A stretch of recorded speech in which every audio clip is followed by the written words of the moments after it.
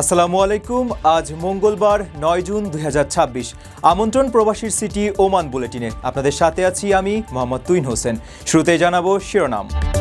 ওমানের দাবদাহ আরও বেড়েছে, অসহনীয় গরম থেকে বাঁচতে ঘরে ঢুকছে সাপ। ওমানে মর্মান্তিক ঘটনা, বিদ্যুতের তার চিবোতে গিয়ে শিয়ালের মৃত্যু। বৃদ্ধ বয়সেও পরিশ্রম করেনি ওমানি, ভিডিও হৃদয় কেড়েছে নেটিজেনদের।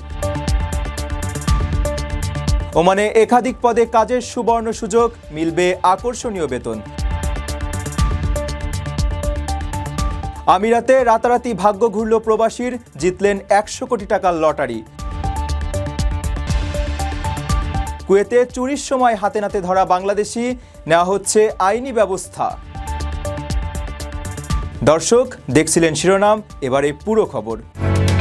ওমানের সেরা রেট দিচ্ছে বাংলাদেশি প্রতিষ্ঠান গালফ এক্সচেঞ্জ। প্রিয়জনকে টাকা পাঠাতে আজই আসুন আমাদের যে কোনো ব্রাঞ্চে অথবা কল করুন স্ক্রিনে দেয়া নাম্বারে। গালফ এক্সচেঞ্জ, বাংলাদেশিদের প্রিয় এক্সচেঞ্জ। ওমানে গরমের তীব্রতা বাড়ার সঙ্গে সঙ্গে লোকালয় ও কৃষিক্ষেতগুলোতে বিষধর সাপের উপদ্রব লক্ষণীয় হারে বেড়েছে। প্রচণ্ড গরমে টিকতে না পেরে শীতল ও ছায়াযুক্ত স্থানের খোঁজে সাপগুলো এখন মানুষের বসতবাড়ি ও খামারে আশ্রয় নিচ্ছে। সম্প্রতি একটি খামারের চালে বিশাল আকৃতির অ্যারাবিয়ান কোবরা বা স্থানীয় প্রজাতির বিষধর সাপের একটি ভিডিও সামাজিক যোগাযোগ মাধ্যমে ব্যাপক আতঙ্ক তৈরি করেছে। বিশেষজ্ঞরা বলছেন, গ্রীষ্মকালে তাপমাত্রা অত্যাধিক বেড়ে গেলে সাপ অপেক্ষাকৃত ঠান্ডা জায়গার সন্ধানে লোকালয়ে চলে আসে। দুর্ঘটনা এড়াতে খামারের চারপাশ পরিষ্কার রাখা এবং রাতে হাঁটার সময় সর্বোচ্চ সতর্কতা অবলম্বনের পরামর্শ দেওয়া হয়েছে। ওমানে গরমের তীব্রতা বাড়ার সঙ্গে সঙ্গে লোকালয়ে ও কৃষিক্ষেতগুলোতে সাপের উপদ্রব লক্ষণীয় হারে বেড়েছে। প্রচণ্ড গরমে টিকতে না পেরে শীতল ও ছায়াযুক্ত স্থানের খোঁজে সাপগুলো প্রায়শই মানুষের বসতবাড়ি, খামার বা কৃষিক্ষেতে আশ্রয় নিচ্ছে। সম্প্রতি এমনই একটি ঘটনার ভিডিও সামাজিক যোগাযোগ মাধ্যমে ছড়িয়ে পড়লে তা মানুষের মনে আতঙ্ক তৈরি করে। ভাইরাল ভিডিওটিতে দেখা যায়, খড় ও বাঁশ দিয়ে তৈরি খামারের চালের কাছে একটি বিশাল আকৃতির সাপ ফনা তুলে অবস্থান করছে। এটি মূলত একটি অ্যারাবিয়ান কোবরা বা স্থানীয় প্রজাতির বিষধর সাপ বলে ধারণা করা হচ্ছে। সাপটি চালের বাঁশের কাঠামোর সঙ্গে নিজেকে পেঁচিয়ে রাখায় বিপদ ঘটতে পারত যে কোনো সময়। ওমানের পরিবেশ ও বন্যপ্রাণী বিশেষজ্ঞরা বলছেন, গ্রীষ্মকালে তাপমাত্রা যখন অত্যাধিক বেড়ে যায় তখন সাপ ও অন্যান্য সরীসৃপ প্রাণীরা মাটির নিচের গর্ত বা মরুভূমি ছেড়ে অপেক্ষাকৃত ঠান্ডার জায়গার সন্ধানে লোকালয়ে চলে আসে। বিশেষ করে যেসব খামারে খড়, কাঠ বা স্তূপ করে রাখা জিনিসপত্র থাকে সেগুলো সাপের জন্য আদর্শ আশ্রয়স্থল হয়ে ওঠে। এ ধরনের বিষধর সাপের একটি ছোবলই মানুষের জন্য প্রাণঘাতী হতে পারে। স্থানীয় সংবাদ মাধ্যমগুলো সাধারণ নাগরিকদের, বিশেষ করে যারা খামার বা কৃষি কাজের সঙ্গে যুক্ত, তাদের সর্বোচ্চ সতর্কতা অবলম্বনের পরামর্শ দিচ্ছে। খামারের চারপাশ পরিষ্কার রাখা, স্তূপ করে রাখা জিনিসপত্র নিয়মিত সরানো এবং রাতে হাঁটার সময় টর্চ লাইট ব্যবহার করার উপর জোর দেওয়া হচ্ছে।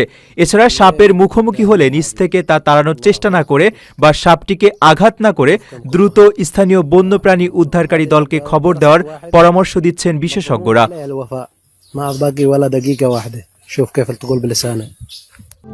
প্রবাসীদের জন্য নির্মাণ হচ্ছে দেশের প্রথম স্মার্ট সিটি, যেখানে থাকছে স্কুল, মসজিদ, হাসপাতাল, সুইমিং পুল, হেলিপ্যাড, পাঠাগার, জিম, সুপারমার্কেট, শিশু পার্ক সহ সকল নাগরিক সুবিধা। মাত্র ৩০ লাখ টাকা বিনিয়োগে মিলছে আকর্ষণীয় ফ্ল্যাট। প্লাটিনাম ইনভেস্টরদের জন্য ঢাকা বিমানবন্দরে ভিআইপি প্রোটোকল সুবিধা। বিস্তারিত জানতে যোগাযোগ করুন স্ক্রিনে দেয়া হোয়াটসঅ্যাপ অথবা ইমো নাম্বারে। ওমানের সামাইলে বিদ্যুতের তার চিবোতে গিয়ে বিদ্যুৎ স্পৃষ্ট হয়ে একটি শিয়ালের মর্মান্তিক মৃত্যু হয়েছে। ভিডিওতে দেখা যায়, রাস্তার পাশের একটি ধাতব বৈদ্যুতিক খুঁটিতে পায়ে ভর করে দাঁড়িয়ে থাকা শিয়ালটির মুখে বিদ্যুতের তার কামড়ে ধরা অবস্থায় রয়েছে। ধারণা করা হচ্ছে, তারে কামড় দেওয়ার সঙ্গে সঙ্গেই তীব্র বৈদ্যুতিক শকে ঘটনাস্থলেই প্রাণীটির মৃত্যু হয়। মরু ও শুষ্ক অঞ্চলে তৃষ্ণা মেটাতে বা খাবারের সন্ধানে লোকালয়ে আসা বন্যপ্রাণীদের এভাবে অরক্ষিত বৈদ্যুতিক তারে প্রাণ হারানোর ঘটনায় পরিবেশকর্মীরা গভীর উদ্বেগ প্রকাশ করেছেন।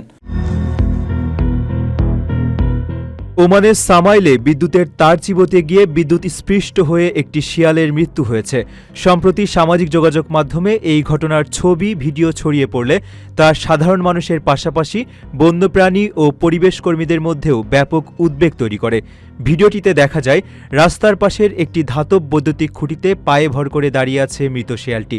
তার মুখে শক্ত করে কামড়ে ধরা অবস্থায় রয়েছে খুঁটির সঙ্গে যুক্ত একটি বৈদ্যুতিক তার। পারিপার্শ্বিক অবস্থা দেখে ধারণা করা হচ্ছে তারটিতে কামড় দেওয়ার সঙ্গে সঙ্গেই তীব্র বৈদ্যুতিক শকে ঘটনাস্থলেই প্রাণীটির মৃত্যু হয়।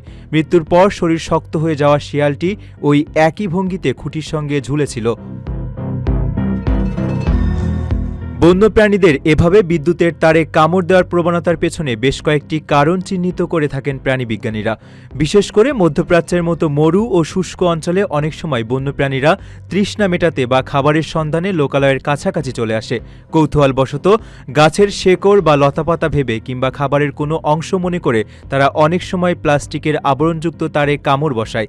এছাড়া ইঁদুর, কাঠবিড়ালি বা শিয়ালের মতো অনেক প্রাণী প্রাকৃতিকভাবেই দাঁত ধারালো করার জন্য শক্ত কিছু চিবিয়ে থাকে।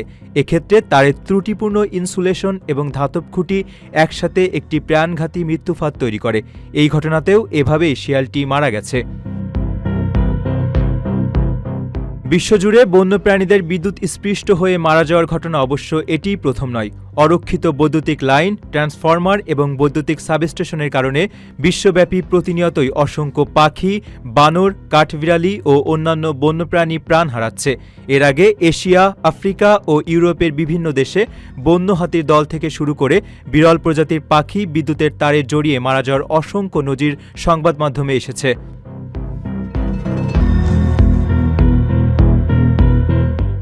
আপনার স্বপ্নগুলো আকাশ ছুবে প্রবাসীর হেলিকপ্টারের মাধ্যমে। বিয়ে, জন্মদিন অথবা যে কোনো বিশেষ প্রয়োজনে হেলিকপ্টার ভাড়া করতে যোগাযোগ করুন স্ক্রিনে দেয়া নাম্বারে। প্রবাসীর হেলিকপ্টার, নিরাপদ ও সাশ্রয়ী বাহনের বিশ্বস্ত নাম।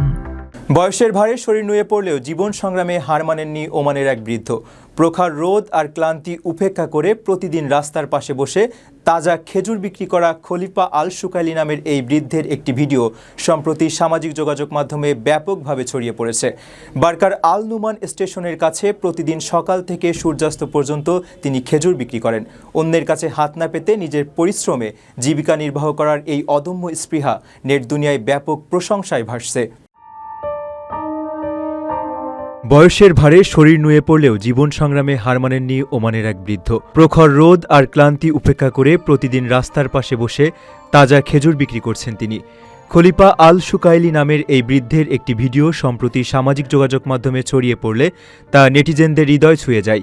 ওমানি নাগরিকদের কঠোর পরিশ্রম, সততা এবং আত্মমর্যাদার এক উজ্জ্বল দৃষ্টান্ত হিসেবে প্রশংসিত হচ্ছেন তিনি। ভিডিওটিতে দেখা যায় একটি গাছের ছায়ায় বসে অত্যন্ত সাদামাটাভাবে খেজুর বিক্রি করছেন খলিফা। মাত্র 1 রিয়াল প্রতি কেজি দরে তিনি এই তাজা খেজুর বিক্রি করছেন। জানা যায় বার্কার আল নুমান স্টেশনের কাছে প্রতিদিন সকাল 8টা থেকে মাগরিব বা সূর্যাস্ত পর্যন্ত তিনি এই খেজুর নিয়ে বসেন। সামাজিক যোগাযোগ মাধ্যমে ভিডিওটি শেয়ার করে ব্যবহারকারীরা এই বৃদ্ধের পরিশ্রমী জীবনের কথা উল্লেখ করেছেন এবং সবাইকে তার কাছ থেকে খেজুর কিনে তাকে আর্থিকভাবে সমর্থন করার আহ্বান জানাচ্ছেন। সেই সাথে সকলেই তার দীর্ঘায়ু, সুস্থতা এবং ব্যবসায় বরকত কামনা করছেন। অন্যের কাছে হাত না পেতে নিজের পরিশ্রমে জীবিকা নির্বাহ করার এই অদম্য স্পৃহা নেট দুনিয়ায় ব্যাপক প্রশংসায় ভাসছে। ওমানের মাস্কাটের মাত্রা এলাকার একটি স্বনামধন্য টেক্সটাইল কোম্পানিতে অ্যাকাউন্টেন্ট ও সেলসম্যান পদে কর্মী নিয়োগের বিজ্ঞপ্তি প্রকাশ করা হয়েছে। প্রতিষ্ঠানটিতে হিসাবরক্ষণ কাজে অভিজ্ঞ দক্ষ 2 জন অ্যাকাউন্টেন্ট নিয়োগ দেওয়া হবে। এছাড়া টেক্সটাইল বা গার্মেন্টস পণ্যের বিক্রয় কাজে অভিজ্ঞতা সম্পন্ন 3 জন সেলসম্যান নিয়োগ দেওয়া হবে। নির্বাচিত কর্মীরা আকর্ষণীয় বেতনের পাশাপাশি কোম্পানির নীতিমালা অনুযায়ী অন্যান্য সুযোগ সুবিধাও পাবেন। আগ্রহী যোগ্য প্রার্থীদের দ্রুত যোগাযোগ করার আহ্বান জানানো হয়েছে। ওমানের মাস্কাটের মাত্রা এলাকার একটি স্বনামধন্য টেক্সটাইল কোম্পানিতে কর্মী নিয়োগের বিজ্ঞপ্তি প্রকাশ করা হয়েছে। প্রতিষ্ঠানটিতে অ্যাকাউন্টেন্ট ও সেলসম্যান পদে জনবল নিয়োগ দেওয়া হবে। আগ্রহী যোগ্য প্রার্থীদের দ্রুত সময়ের মধ্যে যোগাযোগ করে আবেদন করার আহ্বান জানানো হয়েছে। বিজ্ঞপ্তির তথ্য অনুযায়ী অ্যাকাউন্টেন্ট পদে মোট 2 জন কর্মী নিয়োগ দেওয়া হবে। এই পদের জন্য আবেদনকারীদের অবশ্যই হিসাব রক্ষণ কাজে পূর্ব অভিজ্ঞতা থাকতে হবে। পাশাপাশি কম্পিউটার ও অ্যাকাউন্টিং সফটওয়্যার পরিচালনায় দক্ষতা এবং ইংরেজি ভাষায় যোগাযোগের সক্ষমতা থাকতে হবে। সেলসম্যান পদে 3 জন কর্মী নিয়োগের সুযোগ রয়েছে। টেক্সটাইল বা গার্মেন্টস পণ্যের বিক্রয় কাজে অভিজ্ঞতা সম্পন্ন প্রার্থীদের এই পদে অগ্রাধিকার দেওয়া হবে। প্রার্থীদের গ্রাহকদের সঙ্গে আন্তরিক আচরণ ও ব্যবহারের দক্ষতা থাকতে হবে। এছাড়া যারা আরবি ও ইংরেজি উভয় ভাষায় যোগাযোগ করতে সক্ষম তাদের অগ্রাধিকারের ভিত্তিতে বিবেচনা করা হবে। নিযুক্ত কর্মীরা আকর্ষণীয় বেতনের পাশাপাশি কোম্পানির নীতিমালা অনুযায়ী অন্যান্য সুযোগ সুবিধাও ভোগ করতে পারবেন। আগ্রহী প্রার্থীরা বিস্তারিত তথ্যের জন্য 96599293 নম্বরে যোগাযোগ করতে পারবেন। সংযুক্ত আরব আমিরাতে 100 কোটি টাকারও বেশি লটারি জিতে রাতারাতি ভাগ্যবদল হয়েছে তৈয়ব খান নামের এক প্রবাসী তরুণের। আবুধাবির রুয়াস শিল্প অঞ্চলের নিরাপত্তারক্ষী হিসেবে কর্মরত নেপালি এই তরুণ ইউএই লটারির লাকি ড্রতে 3 কোটি দিরহামের বিশাল জ্যাকপট জিতেছেন। 4 বছর আগে আমিরাতে আসা তৈয়ব লটারির এই অর্থ দিয়ে নেপালে পরিবারের জন্য একটি সুন্দর বাড়ি নির্মাণের পাশাপাশি দুবাইয়ের আবাসন খাতে বিনিয়োগের স্বপ্ন দেখছেন।